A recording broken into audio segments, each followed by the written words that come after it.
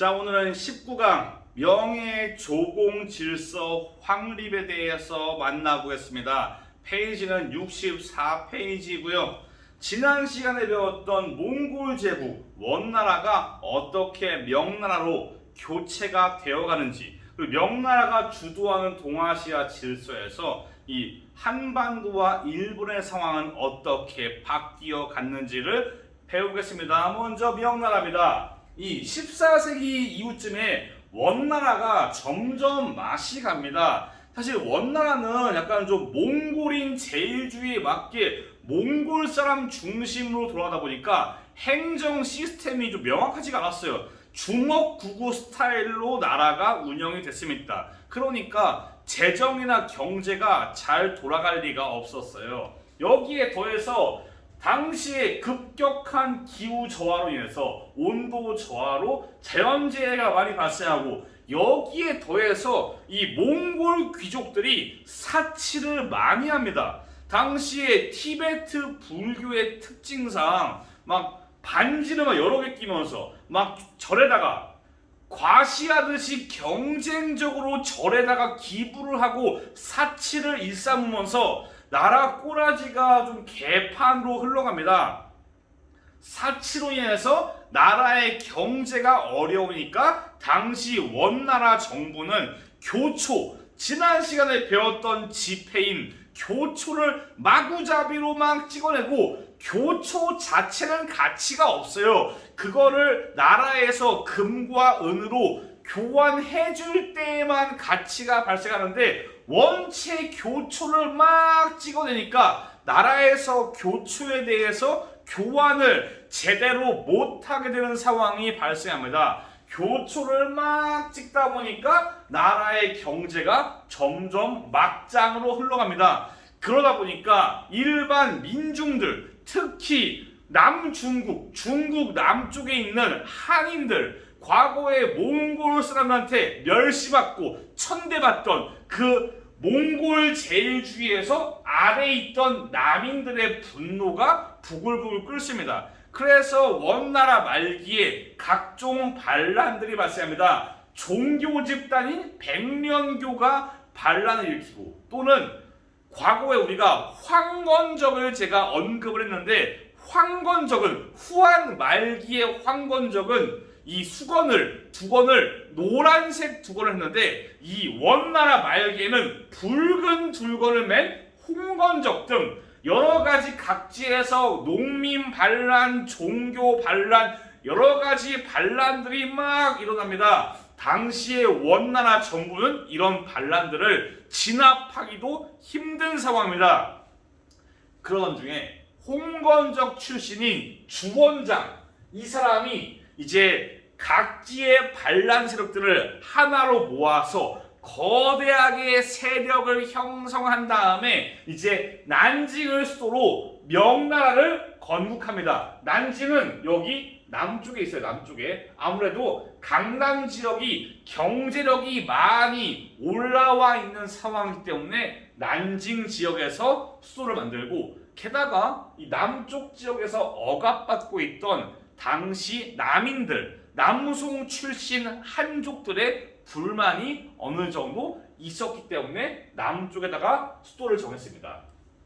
그래서 난징에다가 수도를 삼고 명을 건국합니다. 이들은, 주원장은 점점 북상해서 원나라 군대를 쳐 부수면서 점점 올라가서 결국 원의 수도였던 대도, 베이징을 점령하고 이 원나라의 세력들을, 몽골 애들을 초원 북쪽으로 완전히 몰아내버립니다. 몽골을 멸망시킨 건 아니고 이들이 초원시대, 몽골 초원에서 계속 세력을 형성하고 있습니다. 여튼 초원으로 몰아낸 다음에 이제 중국 전체를 장악하고 본격적으로 통일 왕조를 시작하게 되는 겁니다. 자, 주원장 시기에는 이제 황제의 권력을 강화하기 위한 움직임을 펼칩니다. 좀 여담인데 이거 어려우니까 적당히 들으세요. 당시에는 재상이라 그래가지고 황제 옆에서 보좌를 하면서 정치를 좌우하는 그런 권력이 센 신하가 존재했는데 이거를 폐지시켜버리고 황제가 모든 정책을 다 하나하나 하는 실무 단계까지 황제가 장악해서 정치 전반을 주무르는 황제의 힘이 정말 이전에 비해서 거대해집니다. 또한 과거에 이 몽골 원나라 시기에 몽골의 풍습들이 막 들어오면서 이제 본연의 한족 본연의 풍습들이 많이 잊혀진 현실이었습니다. 그래서 주원장은 과거에 잊혀졌던 그 한족의 전통 풍습, 예를 들면 유교 이런 것들을 회복시킵니다. 더 나아가서 이 망가져버린 향촌 질서를 되돌리고 향촌에 대한 통제를 강화하기 위해서 주원장 자체가 반란군 출신이니까 이 향촌 사회의 반란이나 불순한 움직임을 막기 위해서 이갑제를 통해서 이갑제는 이와 갑으로 나눠진 이 향촌 사회를 조직하는 겁니다. 마치 천호제, 백호제처럼 이렇게 군대를 편제하듯이 이와 갑으로 향촌을 편제하면서 그 향촌 질서를 컨트롤하는 이런 것들을 보입니다. 이갑제 정도만 알아두셔도 돼요. 이갑제가 모의고사에 종종 나오는 모습이 보입니다. 이갑제만 좀 눈으로 익혀두면 좋을 것 같아요. 명나라는 처음에 수도가 난징이었습니다. 그런데 이제 당시의 주원장이 다음 황제를 누구로 임명하냐? 이 주원장의 다음에 황세자가 있었는데 이 사람이 죽어요. 그러면 상식적으로는 황세자의 동생이 이어받아야 되는데 이 황세자의 아들, 세손 황세손에게 황제를 물려줍니다. 왜 그랬냐? 당시에 주원장의 아들 중에 주체라는 사람이 있는데 이 양반이 상당히 포악하고 약간 좀 너무 군사에 치중한 모습이어가지고 제국을 다스리기에는 품성이 올바르지가 않다라고 하면서 얘한테 주지 않고 손자에게 물려줍니다. 2대 황제를. 이 주체가 불만을 가지고 자기의 조카를 밀어버린 다음에 자기가 황제 자리에 오릅니다. 그게 바로 영락제예요. 영락제는 아셔야 되는 상당히 중요한 황제입니다. 이 영락제는 원래 근거지가 난징이 아니라 베이징이었어요. 베이징을 지키는 당시의 제후나 마찬가지인데 이 사람이 베이징을 근거지로 난징의 조카를 밀어버리고 명을 장악한 겁니다. 그렇기 때문에 수도를 자기의 근거지인 베이징으로 옮겨요. 난징은 원체 남쪽에 있어가지고 이런 유목민족들을 컨트롤하기가 어려웠습니다. 다만 단점은 유목민족들이 쳐들어오기도 쉬웠어요.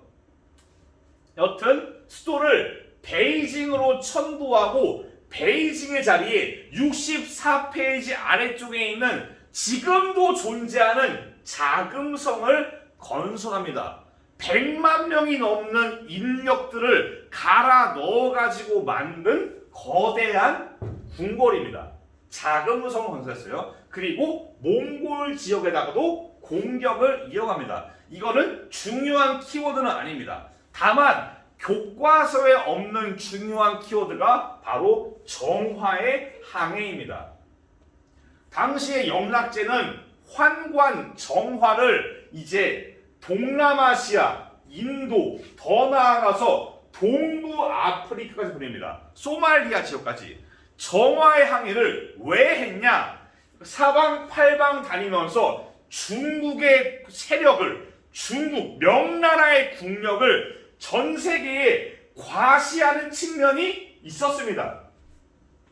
더 나아가서 이렇게 국력을 과시하면서 동남아시아 지역에서 명나라로 조공을 바치면서 명 중심의 조공 질서를 이제 동아시아가 아닌 동남아시아 지역까지 확대하고자 하는 그런 목적이 있었습니다. 정화는 출신이 이슬람교도예요. 이슬람교도. 그래서 이 바닷길, 인도라던가 아라비아로 가는 길을 빠삭하게 잘 알고 있었고, 이를 바탕으로 정말 3만 명이 넘는 대규모의 인원이 이렇게 항해를 떠나면서 명나라의 위세를 만천하에 알린 것입니다. 다만 이 정화의 항해 과정에서 많은 돈이 필요했고, 이걸로 인해서 내부에서는 뭐랄까, 이 정화의 항해를 괜히 가는 게 아니냐라는 반대도 존재했지만은 영락제는 다 무시하고 이거를 보냅니다. 여담이지만은 이 정화의 항해를 지금 중국이 추진하는 1대1로 이런 것과 연결시켜서 중국이 현재 대대적으로 정화의 항해를 막 선전하기도 합니다. 여담이었어요. 여튼 영락제의 키워드 다시 정리하면은 베이징으로 수도를 옮겼습니다. 난징에서 베이징으로. 그리고 베이징 지역의 궁궐인 자금성을 건설했어요. 몽골로 정벌도 떠났고요. 여기에서 교과서에 없는 거, 정화가 사방팔방 돌아다니면서 명나라의 위세를 떨쳤다고요. 정화의 항해는 정말 중요한 건데 교과서에는 딱히 없더라고요. 그래서 첨가를 했습니다. 다음 넘어갈게요. 이제 한반도로 넘어갑시다. 명나라가 세워질 당시 원나라에서 명으로 이제 나라가 바뀌는 동안 한반도의 상황은 어떠했냐? 이제 과거에 이제 쿠빌라이 칸 시대에 고려가 원나라에 복속이 되면서 원 간섭기를 겪게 됩니다. 나라가 원나라의 간섭을 겪으면서 나라도 격화되고 황제가 아닌 무슨 뭐 고종이니 뭐 성종이니 광종이니 그런 종을 쓰지 말고 왕을 쓰게 하는 등 여러 가지의 그런 현실들이 격이 많이 내려가고, 당시에 몽골의 풍습들도 전래되고 이런저런 간섭들이 이어진 상황입니다. 근데 공민왕이 한국사에도 나오는 중요한 왕인 공민왕이 이제 원나라가 급이 점점 내려가서 원나라가 점점 내부에서 혼란이 발생하자 이를 틈타서 반원 개혁을 해서 몽골 풍습 없애버리고 과거의 고려의 시스템을 그대로 돌리고 친원파 몽골한테 붙어가지고 원나라 옆에서 샤바샤바한 것들 다 날려버리고 이런 반원 개혁을 추진하면서 거기 64페이지 지도에도 있는 쌍성 총관부를 공격해서 우리의 영토를 회복합니다. 하지만 이런 공민왕의 개혁은 당시에 실권을 잡고 있었던 권문세족들이 반발해서 공민왕이 시해당하면서 종결이 됩니다. 그런데 이 공민왕 시기에 이 권문세족에 맞서가지고 공민왕이 중점적으로 키운 유망주들이 있어요. 그게 바로 신진사대부입니다. 이 유교적인 학식이 뛰어난 새로운 인재들이에요. 이들이 공민왕 시기에 개혁을 주도하는데 이들이 점차 계층화돼가지고 권문세족과 도전하면서 아웅다웅하면서 고려의 정계에 등장을 합니다. 또한 당시의 고려가 남쪽에서 왜구들이 많이 침략을 했어요. 이 왜구와 맞서 싸우는 동안 이 왜구를 훌륭하게 격퇴하는 새로운 무인 세력들이 등장해요. 과거의 최충원 같은 무신 정권이 아니라 그 무신 정권들과 구분하기 위해서 신흥 무인 세력이라고 통칭합니다. 대표적으로 이성계라던가 최영도 여기에 포함되는 사람이겠네요. 이렇게 새롭게 떠오른 장군들이 있습니다. 이 둘이 점점 성장해서 결합하는 모습을 보여요. 신진사대부 내부에서도 얘들이 공통점이 있어요. 고려가 썩었다.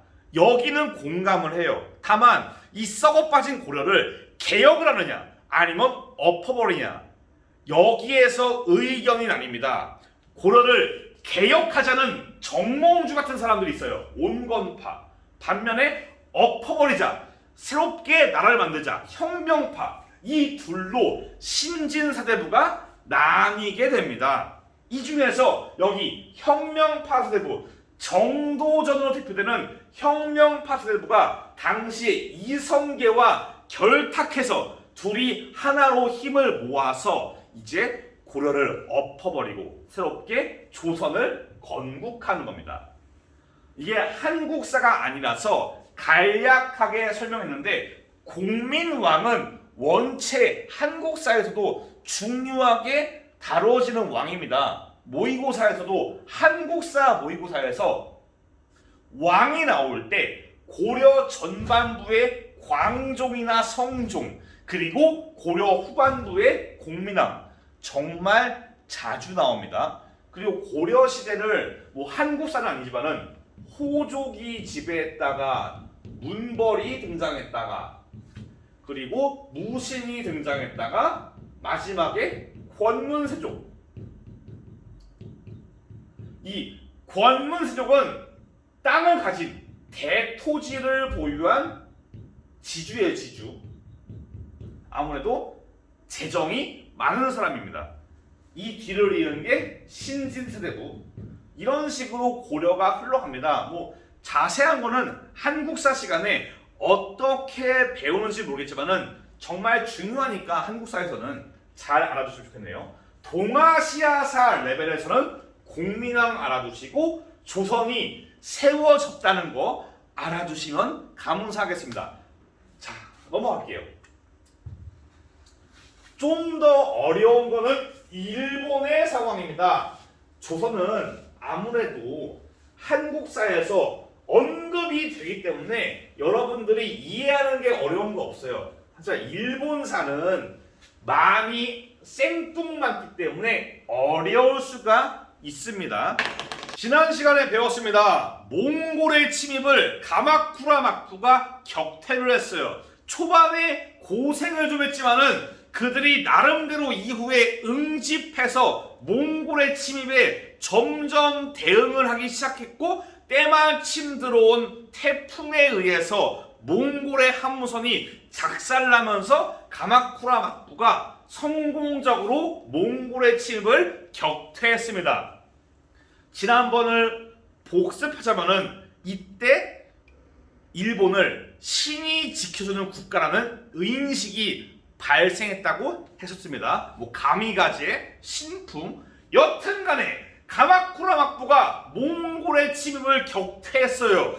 여기에서 문제가 발생합니다. 자, 어쨌든 전쟁이에요. 전쟁은 전리품이 발생하고 토지가 발생해서 공을 세운 사람들한테 나눠줘야 되는데, 이 전쟁, 몽골과의 전쟁은 외부의 침입을 막은 전쟁입니다. 전리품이 딱히 없고요. 새롭게 얻은 토지가 없어요. 공을 세운 사람들한테 나누어 줄 건덕지가 없어요. 즉, 몽골과의 싸움에서 공을 세운 참여한 무사들의 불만이 매우 커집니다. 이 무사들의 불만에 대해서 가마쿠라 막부가 제대로 대응하지 못하고 점점 무사들이 불만이 올라가면서 가마쿠라 막부가 쇠퇴해갑니다. 이런 상황에서 당시에 막부의 서슬퍼런 권력에 뒤에 눌려있던 천황이 앞으로 나섭니다. 당시에 고다이고 천황이라는 사람이 이제 막부를 눌러버리기 위해서 유력자 아시카가 다카오지라는 유력자와 결탁해서 가마쿠라 막부를 밀어버립니다. 그리고 고다이고 천황이 직접 일본의 통치를 하려는, 그런 왕이 직접 나서는 이런 형태를 하려고 하는데, 여기에서 아시카가 다카오지가 뒤통수를 후려 갈깁니다. 전격적으로 이 양반이 교토에다가 새롭게 무로마치 막부를 열고 새로운 천황을 세웁니다. 사전에 이런 언급이 없었어요. 얘는 상당히 당황합니다. 뭐지? 전마가 왜 막부를 열지? 전마가 뭔데 지가 새로운 천왕을 세우지? 당황한 고다이고 천왕은 일단 도망갑니다. 교토에서 남쪽으로 도망가서 요시노 지역에다가 새롭게 천왕가를 꾸립니다. 즉 당시에 일본은 북쪽과 남쪽에 천왕이 다 존재하는 상황입니다. 북쪽과 남쪽에, 즉 일본판 남북조 시대예요. 일본판 남북조 시대. 약간 남북조가 중국도 있고 우리도 있어요. 우리도 발해와 통일신라, 이것도 어찌 보면 남북조 시대입니다. 일본도 이 시대에 천황이 둘로 나뉘어서 서로 아웅다웅하는 상황이 발생합니다. 이때 무로마치 막부의 3대 쇼군 아시카가 요시미스가, 이 사람이 남쪽의 천황가를 합병하면서 이거를 전체적으로 통일을 해버립니다. 그래서 무로마치 막부가 일본 전체를 장악해 나갑니다.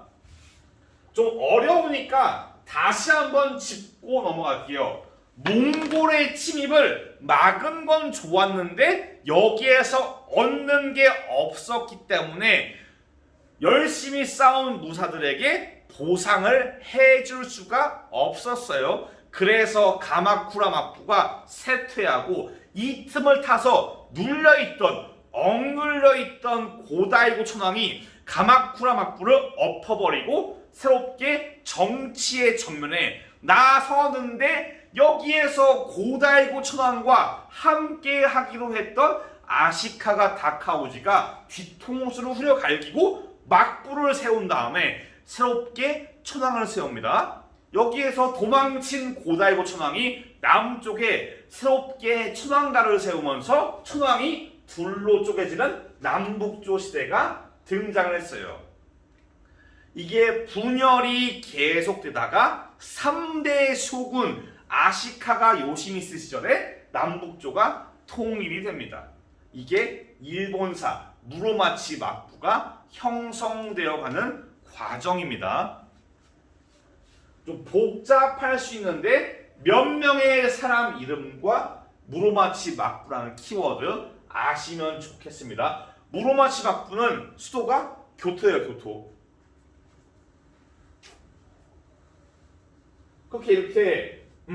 이렇게 무로마치 막부가 형성이 됐습니다. 그러면은 이렇게 무로마치 막부까지 등장을 했고, 이 상황에서 동아시아의 국제 질서가 어떻게 흘러가는가를 보겠습니다. 자, 명이 세워진 다음에 명은 각 지역에다가 사신을 보내가지고 명의 중심에선 명나라 위주의 동아시아 질서에 동아시아의 각국들이 들어올 것을 요구합니다. 새롭게 조공책봉 관계를 형성하겠다는 의지를 명이 보입니다. 여기에 대부분의 국가들이 참여합니다. 몽골 빼고요. 몽골 고원 지역의 오이라트 부족은 명에게 조공과 책봉을 거부하고 계속 공격과 대립을 이어갑니다. 나중에 기말고사 시험 범위에 다시 언급을 드릴 겁니다. 그 외에 영락제 시대에 대월을 정복하는데, 이 대월 지역, 북베트남이 이게 숲이 많고 날씨가 더우니까 질병이 많아요. 여기를 오래 정복하기 힘드니까 결국 명이 철수하고 대월 지역에 레 왕조가 들어섭니다. 여기에 레 왕조가 들어서요. 이 레 왕조는 비록 명에게서 독립했지만은 명나라한테 계속 개기면은 결국 자기가 멸망할지 모른다는 거를 알고 있어요. 그래서 독립했지만은 알아서 머리를 조아리면서 명나라의 질서에 적극적으로 수용합니다. 조선은 애초에 4대 교린, 큰 나라는 섬기고 작은 나라는 이제 당근과 채찍을 반복하는 이 4대 교린 정책을 하고 있기 때문에 명나라의 질서에 적극적으로 수용합니다. 일본도 마찬가지인데 일본은 나중에 무로마치 막부가 혼란기에 빠져들면서 명나라의 조공을 끊어버려요.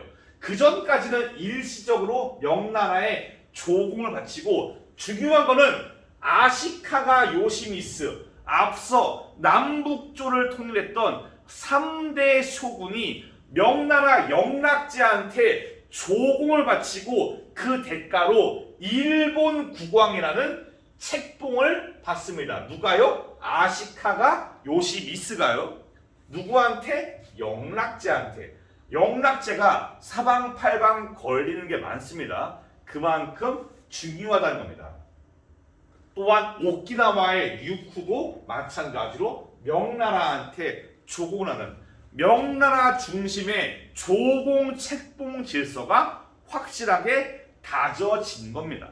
다만 명은 이전 몽골 때 원과는 달리 조공 외에 민간 무역은 철저하게 통제합니다. 대표적인 게 다음 시간에 배울 기말고사에 배울 감합무역이에요. 이거는 명과 무로마치 막부관인데 이 아시카가 요시미스가 일본 국왕의 책봉을 받는 조건으로 제한적인 민간 무역을 허용받아요. 감합이라는 나뉘어진 종이를 잘린 종이를 들고 와서 맞춰보면서 아 네가 감합이 있네? 그럼 네가 이번에 우리랑 무역을 할 상인이구나 이런 식으로 감합을 부여받은 사람이 무역에 참여하는 제한적인 무역을 실시하기도 합니다. 여튼 이거는 뭐 기말고사에 더 중요하게 나오니까 넘어가시고 일단은 명나라 시기는 민간 무역을 철저하게 줄이고 조공을 중점적으로 조공을 중심으로 무역을 전개했다는 점. 그러니까 전반적으로 동아시아 전체에서 교류의 양이 이전만큼 많지가 않아집니다. 이 파트를 정리하면은 명나라 중심의 조공 질서가 확립이 되었다는 점. 다만 여기에서 또 하나 중요한 키워드는 일본에서 3대 소군, 무로마치 막부의 3대 소군인 아시카가 요시미스가 명락제한테 조공을 바치고 그 대가로 일본 국왕으로 책봉을 받았다는 점, 이 점을 잘 아시길 바랍니다. 오늘 수업은 여기까지입니다. 다음 시간은 이제 등교 주간인데 일단 첫 번째 수업으로 좀 어려운 파트예요. 율령과 유교에 기초한 통치체제. 그 다음 파트가 사상이에요. 유교, 불교, 성리학 이런 거를 배우는데 이제 율령과 유교에 입각한 수나라, 당나라 시기까지의 동아시아 문화권에 대해서 만나보고 그 다음에 문제풀이를 하고 마지막 시간에 수행평가의 점수 확인을 하겠습니다. 고생 많았습니다. 다음 시간에 뵐게요. 감사합니다.